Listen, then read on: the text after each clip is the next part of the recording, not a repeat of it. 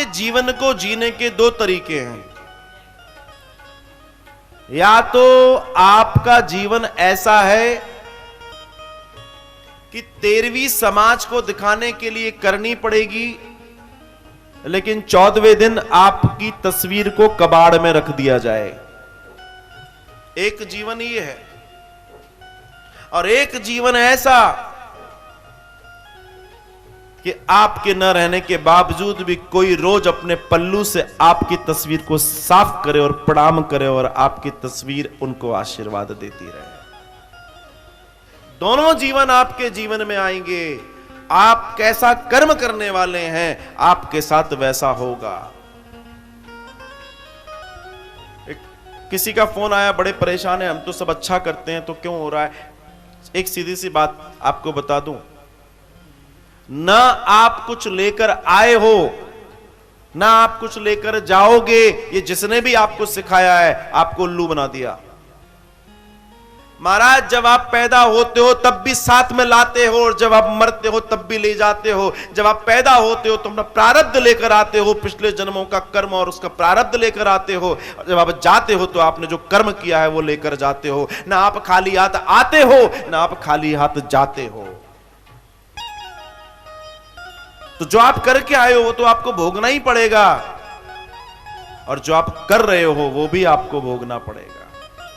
ये आपकी चॉइस है, ये आपकी सोच है। आप जीवन को कैसे जीते हो, आप कृष्णमय होकर जीते हो या स्वयंमय होकर जीते हो, आपकी चॉइस है। भागवत कथा सिखाती है कि परमात्मा की शरणागति जो जीव लेता है उसे कभी भी दुख नहीं होता। इसका मतलब यह नहीं है कि उसके जीवन में दुख नहीं आता। इसका मतलब ये दुख, देखिए प्रारब्ध तो अपना काम करेगा। भगवान श्री कृष्ण भी उसी क्षेत्र में है, रण क्षेत्र में, और उनका भांजा भी उसी क्षेत्र में है, लेकिन उस भांजे को मरना पड़ा क्योंकि उसका प्रारब्ध था। भगवान नहीं बचा पाए उसको, क्योंकि वो तो विधि का विधान है, उसमें कोई हस्तक्षेप नहीं है। लेकिन आपने जो किया वो ठीक है, जो आप भोग रहे हैं वो ठीक है, लेकिन आपको अपनी आगे की गतियां सुधारने के लिए सत्कर्म करना चाहिए।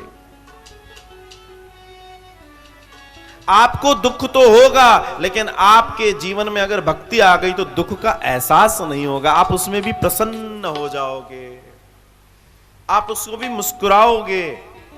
कांटा चुभने से दर्द उसको होता है जिसको शरीर का एहसास होता है, और कांटा उनको भी चुभता है जो शरीर में नहीं जीते, तो उनको पता ही नहीं पड़ता कितने कांटे चुभे, वो अपनी मस्ती में रहते हैं।